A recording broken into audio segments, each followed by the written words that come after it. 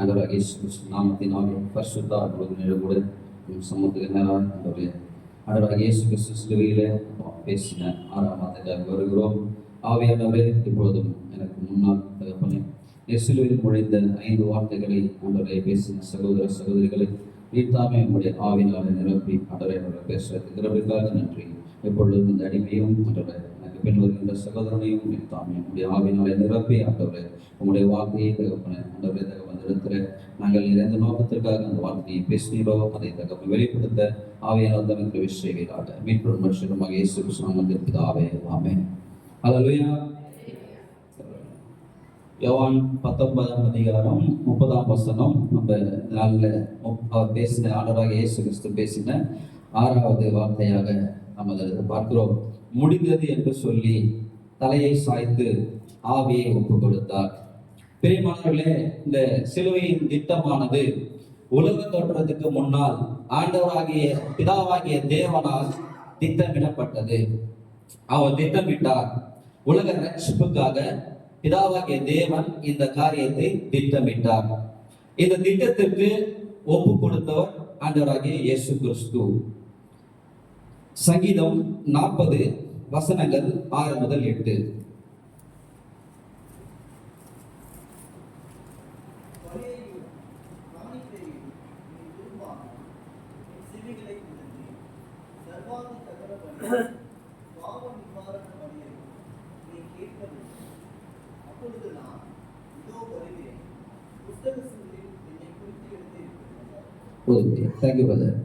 இதோ நான் வருகிறேன், புஸ்தக சுருளில் என்னை குறித்து எழுதியிருக்கிறது. பிதாவாகிய தேவன் சித்தம் வைக்கிறார், ஒரு திட்டம் தீட்டுகிறார். அந்த திட்டத்தை நிறைவேற்றுவதை அவருடைய குமாரனாகிய இயேசு கிறிஸ்து அறிந்து இதோ நான் வருகிறேன் என்று அந்த இடத்திலே சொல்கிறார். பிரியமானவர்களே, இப்படி பிதாவாகிய தேவனால் திட்டமிடப்பட்ட ரட்சிப்பின் திட்டத்தையும் அதை செய்து முடிக்க ஒப்பு கொடுத்த ஆண்டவராகிய இயேசு கிறிஸ்துவுடைய ஒப்பு கொடுத்ததையும் தொடர்ந்துதான் பாவமுள்ள மனிதர்கள் அவரை சிலுவையிலே அறைந்தார்கள். திட்டம் தீட்டியது பிதாவாகிய தேவன், திட்டத்துக்கு ஒப்பு கொடுத்தது ஆண்டவராகிய இயேசு கிறிஸ்து.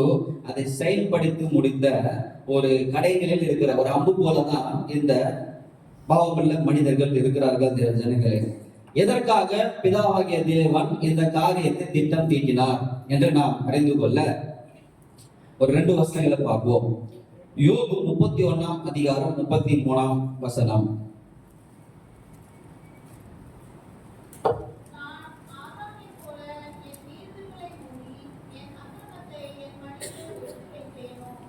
ஆதாமை போல மீறுதல், அக்கிரமம். அங்க 2 வார்த்தைகள் இருக்கிறது. ஆதாம் மீறுதல் செய்தான், அக்கிரமம் செய்திருக்கிறான். தேவ ஜனங்களே, தேவன் ஆதாமோடு ஒரு உடன்படிக்கை செய்திருந்தார். ஜீவ விருட்சத்தின் கனியை நீ புசிக்கலாம், நன்மை தீமை அறிந்த கனியை புசிக்க கூடாது என்று உடன்படிக்கை பண்ணியிருந்தார். தேவன் செய்த அந்த உடன்படிக்கையை அவன் உடைத்தான், அவன் மீறினான். அதுதான் மீறுதல். தேவன் கேட்கும் பொழுது நீ ஏன் அதை புசித்தாய் என்று கேட்கும் பொழுது அவன் அதற்கு நீர் என்னோடு இருக்கும்படி கொடுத்த இந்த ஸ்திரீ கொடுத்தார் என்று ஒரு அக்கிரமம் செய்தான். அவன் மீறுதல் செய்தான், அவன் அக்கிரமம் செய்தான். ஏசாயா 43:27.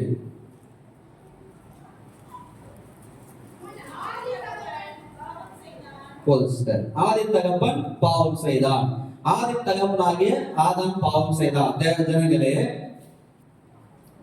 சிருஷ்டிகர்த்தரால் சாபம் தீட்டு அடையாத பரிசுத்த பூமியினுடைய மண்ணை எடுத்து அந்த பணியினால் நினைத்து ஒரு சரீரத்தை செய்து தேவன் தன்னுடைய ஆவியை அதற்குள் ஊதி ஒரு ஜீவ ஆத்மாவாய் அவருடைய சாயலில் படைத்த மனிதன் அக்கிரமம் செய்து, மீறுதல் செய்து, பாவம் செய்து கெட்டு போனான். அப்போ அந்த ஆதி மனிதனுக்குள்ளாய், தேவன் படித்த மனிதனுக்குள்ளாய் இருந்த பரிசுத்த ரத்தம், பரிசுத்த ஆவி, பரிசுத்த ஜலம் மாசுபட்டது, கெட்டு விட்டது.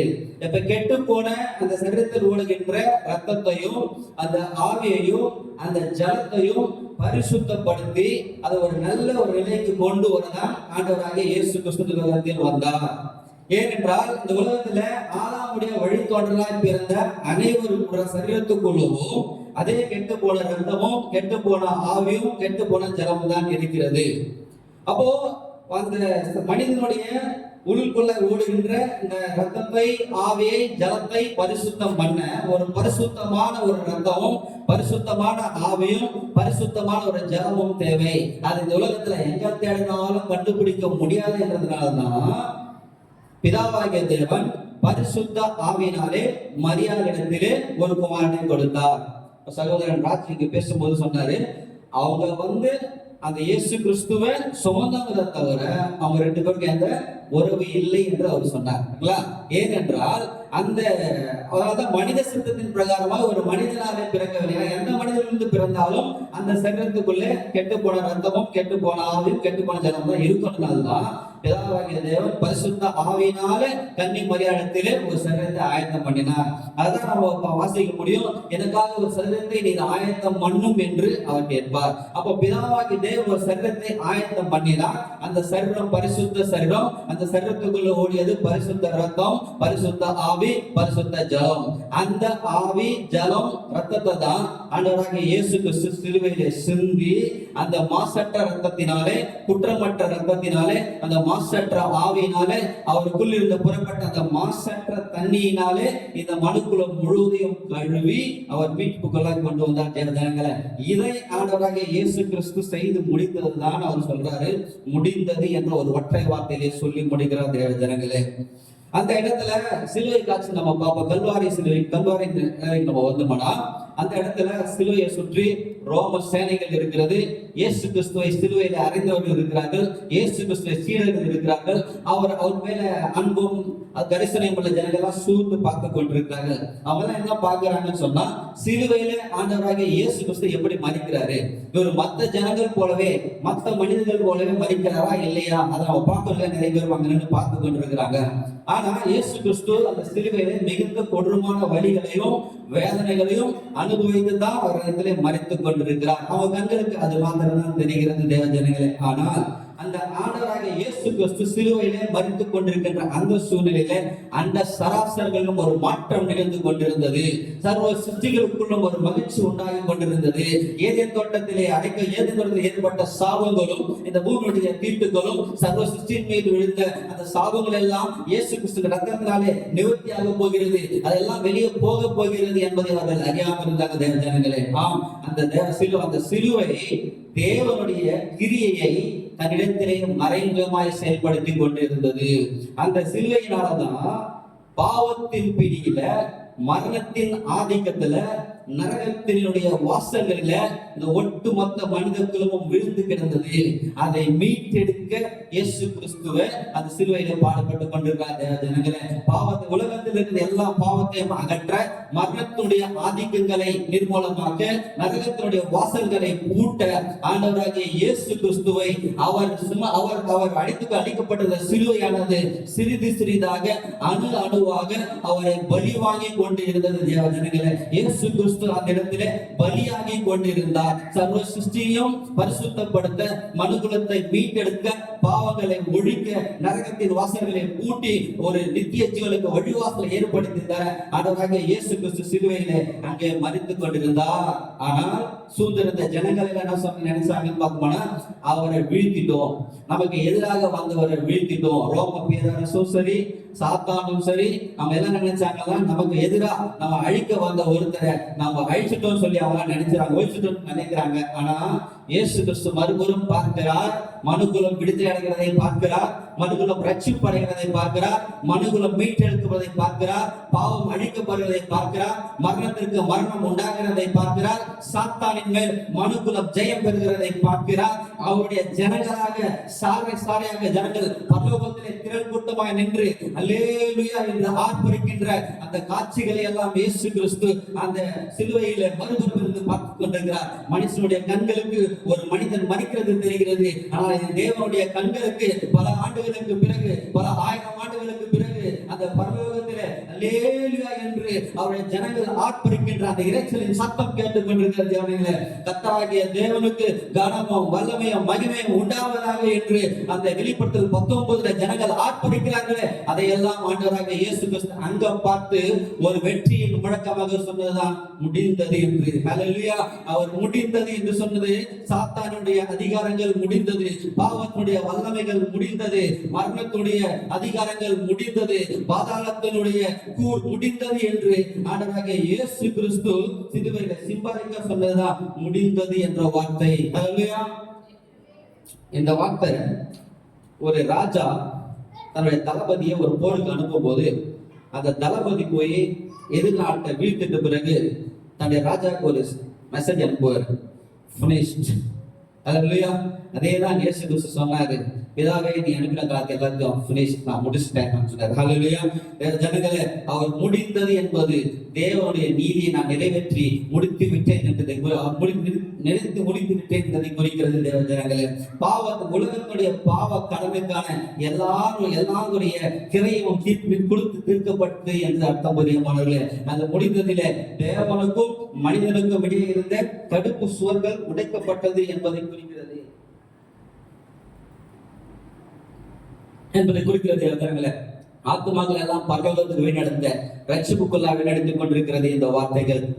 அவர் முடித்தது என்று சொன்னதுதான் நம்முடைய எல்லாருடைய வாழ்க்கையிலும் ரட்சிப்பை தொடங்கியது. ஹல்லேலூயா. அவர் முடிந்தது என்று சொன்னதில்தான் நமக்குள்ளே பரிசுத்தம் தொடங்கியது. அவர் முடிந்தது என்று சொன்ன வார்த்தையில் தான் நமக்குள்ளே நீதி தொடங்கியது. தேவ ஜனங்களே, நமக்குள் ஒரு நீதியும், நமக்குள் ஒரு பரிசுத்தமும், நமக்குள் ஒரு ரட்சிப்பும், நமக்குள் யாரும் தர முடியாத சந்தோஷமும் சமாதானமும் தொடங்கியதுக்கு அர்த்தம் இயேசு கிறிஸ்து அந்த சிலுவையில சொன்ன முடிந்தது என்ற வார்த்தை. ஹல்லேலூயா. அன்பு தேவ ஜனங்களே, ஆண்டவராகிய இயேசு கிறிஸ்து இந்த மண்ணுலக வாழ்க்கையை முடிக்கும் பொழுது ஒரு வெற்றியின் வார்த்தையாக சொன்னது முடிந்தது என்று. அதே போல நம்முடைய இந்த மண்ணுலக வாழ்க்கையை நாம் முடிக்கும் பொழுதும் நாம முடிந்தது என்று நம்ம சொல்வதே ஒரு வெற்றி உள்ள வாழ்க்கையாக இருக்கும் தேவ ஜனங்களே. ஏனென்றால் 2 தீமோத்தேயு 4:7 சொல்கிறது, நல்ல போராட்டத்தை போராடினேன், ஓட்டத்தை முடித்தேன், விசுவாசத்தை காத்துக் கொண்டேன். ஹல்லேலூயா. அப்போ தேவ ஜனங்களே, நாம இந்த உலகத்துல வாழ்கிற இந்த கிறிஸ்துவ வாழ்க்கையில ஆண்டவராகிய இயேசு கிறிஸ்து சொன்னாரே, நான் முடிந்தது என்று சொன்னாரே, அதே போல நம்முடைய வாழ்க்கையை வெற்றிகரமா முடித்துட்டேன்னு சொல்லி நாம கர்த்தருக்கு நன்றி செலுத்துவதே உண்மையான ரட்சிப்பு. ஹல்லேலூயா. அவர் நம்ம சிலுவையில சிந்தனால நம்ம ரட்சிப்பு வந்ததுதான் இல்லைன்னு சொல்லல. அந்த ரட்சிப்பு தொடக்கம் அவர் நமக்குள்ள நீதியை தொடங்கி வைத்திருக்கிறாரு, சமாதானத்தை தொடங்கி வைத்திருக்கிறாரு, ரட்சிப்பை தொடங்கி வைத்திருக்கிறாரு. ஆனா தொடங்கப்பட்ட நீதி, தொடங்கப்பட்ட ரட்சிப்பு, தொடங்கப்பட்ட பரிசுத்தம், தொடங்கப்பட்ட சமாதானம், தொடங்கப்பட்ட சந்தோஷம், இவையெல்லாம் தொடர்ந்து வளர்ந்து கொண்டே இருக்க வேண்டும். அது வளர்ந்து வளர்ந்து வளர்ந்து அது பூர்ண நிலையை அடைய வேண்டும். அப்போ பூர்ண நிலை என்றால் மனிதர்களாகிய நாம அவருடைய குமாரனாகிய இயேசு கிறிஸ்துவுடைய சாயலுக்கு ஒப்பாய் வருவது. ரோமர் 8:29.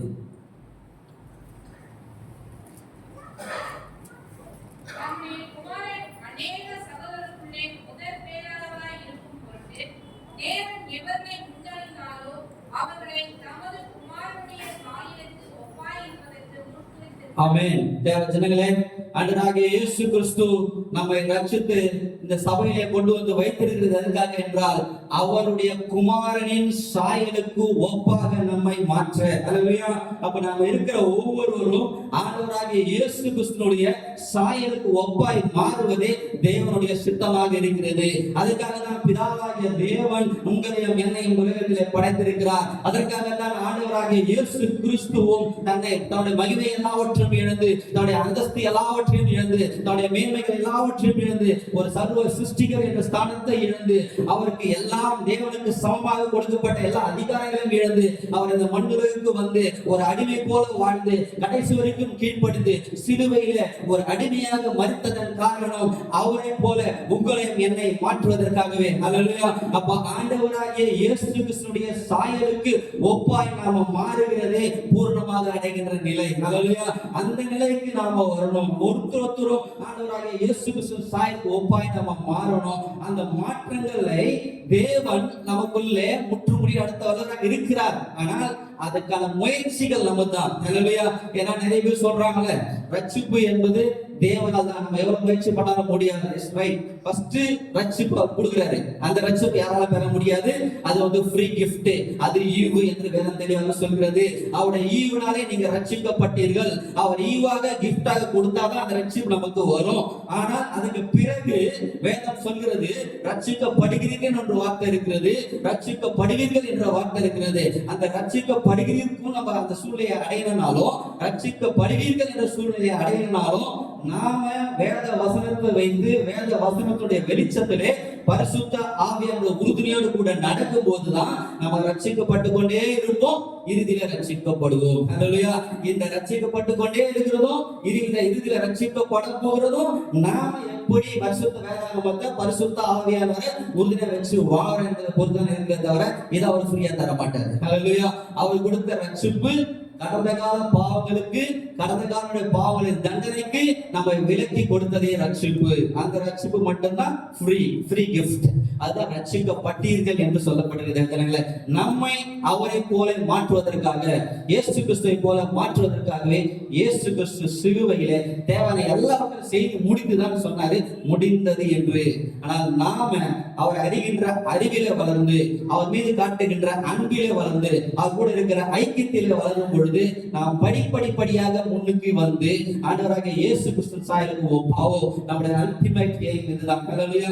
நானும் நீங்களும் ஒரு நாளும் நம்ம இயேசு கிறிஸ்துவை போல மாறிக்கொண்டே இருக்கிறோமா என்பதை தான் நாம் வந்து ஆராய்ச்சி பண்ண வேண்டும். ஹல்லேலூயா. நம்ம எந்த அளவுக்கு வந்து ஆவிக்குரிய வாழ்க்கையில விசுவாசத்துல இருக்கிறோம் அப்படின்றதெல்லாம் இல்லை. அது அந்த விஷயங்கள் இருந்தாலும் நம்ம டெய்லி பார்த்து கொண்டே இருக்கணும். இயேசு போல நான் மாறணும், இயேசு போல நான் பேசணும், இயேசு போல சிந்திக்கலாம், என் வாழ்க்கை இயேசு போல மாறிக்கொண்டிருக்கிறதா, இதைத்தான் நம்ம சிந்தியனா நம்ம வாசத்துல 8:29 அவள் தமது குமார சாயலுக்கு ஒப்பாக மாற்றுவதற்காக தான் வேதம் சொல்கிறது. ஹல்லேலூயா.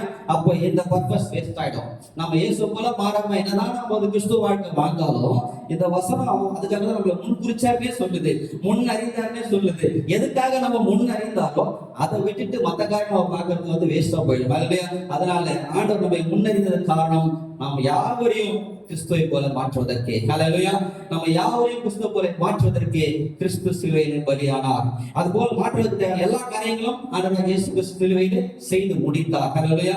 அந்த வெற்றியின் வார்த்தை பிரகாரமாய் நாம் வாழ்ந்து அந்த தீமோத்தேயுக்கு பவுல் சொன்னது பிரகாரமா எவ்வளவு தைரியமா சொல்றாரு பாத்தீங்களா, நான் என் ஓட்டத்தை முடித்தேன். ஹல்லேலூயா. நம்ம ஒருவரும் ஓட்டத்தை முடித்தேன். சும்மா நம்ம கல்லறையில சும்மா ஒரு வசனம் எழுத்து மேட்டர் இல்லை, அதுக்கு முன்னாடி நம்ம வாழ்ந்திருக்கணும். ஹல்லேலூயா.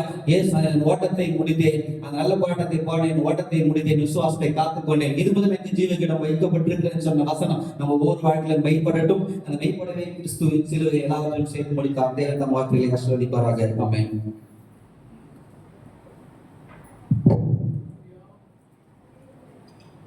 ஆண்டவருக்கு